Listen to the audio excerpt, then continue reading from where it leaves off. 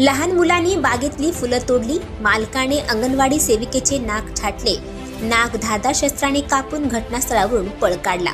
अंगणवाडीमधील काही मुलांनी जवळच असलेल्या एका घराच्या आवारातील बागेतून फुलं तोडल्यामुळे संतापलेल्या मालकाने अंगणवाडी सेविकेचे थेट नाक छाटले।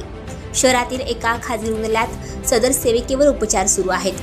पीडित सेविकेचे नाव सुगंधा मोरे, वय वर्ष 50 असे असून ती बेळगावमधील बसुटे गावातील अंगणवाडीत सहाय्यक म्हणून काम करते। पोलिसांकडे दाखल झालेल्या तक्रारीत आरोपीचे नाव कल्याण मोरे असल्याचे सांगितले जाते। अंगणवाडीतील मुले बाहेर खेळत असताना कल्याण मोरे यांच्या घरातील बागेतून त्यांनी काही फुलं तोडली। त्यामुळे संतापलेल्या कल्याण मोरे यांनी मुलांना मारण्यास सुरुवात केली। सुगंधा यांनी मध्यस्थी करत मुलांना मारहाण करण्यापासून रोखले। त्यामुळे आणखी संतापून आरोपी कल्याण यांनी घरातून कोयता आणला आणि सुगंधा मोरे यांच्यावर हल्ला करून त्यांचे नाक छाटले।